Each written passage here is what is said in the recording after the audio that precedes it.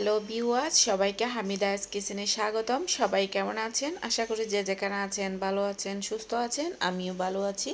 আজকে আপনাদের মাঝে রেসিপি তুলে ধরার চেষ্টা করছি ঐতিহ্যবাহী মা খালাদের পছন্দের সবজি খাইসা কিংবা রাজমা দিয়ে বেগুন শুটকি দিয়ে টমেটো ঝোল রেসিপি ভালো লাগলে অবশ্যই নতুন পুরানো বন্ধু সকলকে বলছি লাইক কমেন্ট শেয়ার সাবস্ক্রাইব করে পাশে থাকা বেল আইকনটা অন করে দিবেন। যারা এই কাজটি অলরেডি আগে থেকে করে রেখেছেন তাদেরকে অনেক ধন্যবাদ। চলুন এবার মূল রেসিপিটা দেখে আসি। সুপ্রিয় দর্শক, আমি এখানে শুরুতে কিছু রাজমা নিয়েছি। রাতের বেলা একটা বাটিতে করে পানি দিয়ে ভিজিয়ে রেখেছিলাম। বেগুন শুটকি টমেটো দিয়ে রাজমা রান্না করব। রাজমা বা খাসা চামড়াগুলো আমি তুলে নিয়েছি। এখন একটা হাঁড়িতে করে পানি দিয়ে বেশ কিছুক্ষণ ফুটিয়ে নিব, প্রায় 80% মতো। যেহেতু এগুলো আগের সিজনের রাজমা, সেজন্য আগে ফুটিয়ে নিতে হবে। নতুন সিজনের হলে কিন্তু ফুটানোর দরকার নেই। দেখুন প্রায় ফুটে উঠছে। এখন নামিয়ে রাখবো।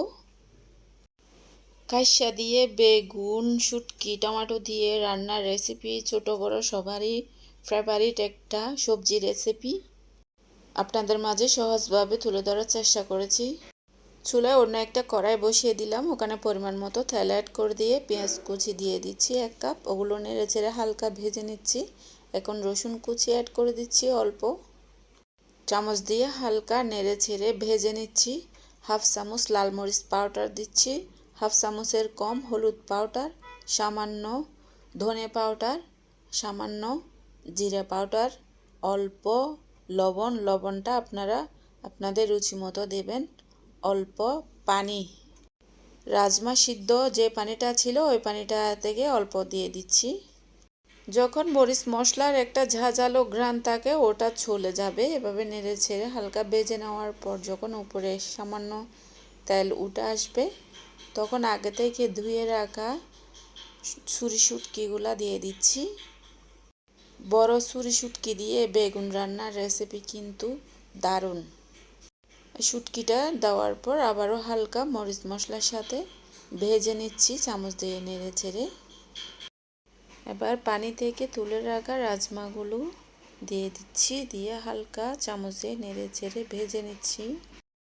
শুটকিটা আসলে এভাবে করে যদি একটু ভেজে নেন তাহলে শুটকির একটা ঘ্রাণ থাকে, ওটা চলে যায়। আর রাজমাটাও পুরানো হিসেবে আমি এভাবে কষে নিচ্ছি।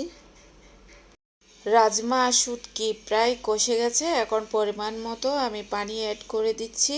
যেহেতু আমি রাজমাগুলো আগে থেকে ফুটিয়ে নিয়েছিলাম, এছাড়া বেগুনের মধ্যে পানি কম দিতে হয়, তার কারণে আমি আমার পরিমাণ মতো দিয়েছি।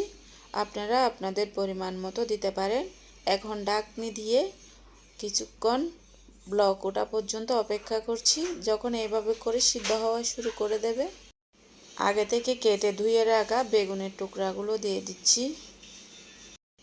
বেগুন অল্প তাপে রান্না করলে কালচে একটা ভাব চলে আসে। যখন তাপমাত্রা বাড়িয়ে দিবেন তখন বেগুনের কালারটা খুবই সুন্দর আসে। আমি চুলোর তাপমাত্রা খুবই বাড়িয়ে দিয়েছি। এখন ঢাকনি দিয়ে সিদ্ধ করে নিচ্ছি প্রায় 5 মিনিটের মতো। এখন টমেটো কুচি দিয়ে দিচ্ছি। টমেটো কুচি দেওয়ার পর আবারও আমি ভালো করে রান্না করে নিচ্ছি। খাসা দিয়ে ছুরি শুটকির বেগুন রেসিপিটা এখন রান্নার প্রায় শেষের দিকে। অল্প ধনেপাতা কুচি অ্যাড করে দিচ্ছি। চামচ দিয়ে আপনাদেরকে একটু দেখিয়ে দিচ্ছি রান্না করা অবস্থায় খাসা শুটকি বেগুন কতটুকু সিদ্ধ হয়ে গেছে। এখন চুলাটা অফ করে দিচ্ছি, আপনাদেরকে পরিবেশন করে দেখিয়ে দিব। বন্ধুরা, রাজমা দিয়ে বেগুন শুটকি রান্নার রেসিপিতে কোনো ধরনের ভুল হলে ক্ষমা চোখে দেখবেন। সবাই যে যেখানে আছেন ভালো থাকেন, সুস্থ থাকেন। আমার পরিবারের জন্য দোয়া করবেন। এইভাবে করে শুটকির বেগুন রান্না করলে ভাত তো খাবেন, আঙ্গুলও চেটেপুটে খাবেন। নতুন রাঁধুনিরা অবশ্যই রেসিপিটা ট্রাই করে একবার কমেন্টে জানাবেন। সুপ্রিয় দর্শক, এতক্ষণ দেখছিলেন হামিদা কিচেন। সবাইকে আগামী রেসিপি দেখার আমন্ত্রণ জানিয়ে আজকের মতো এখানে শেষ করছি। সবাইকে আবারও ধন্যবাদ।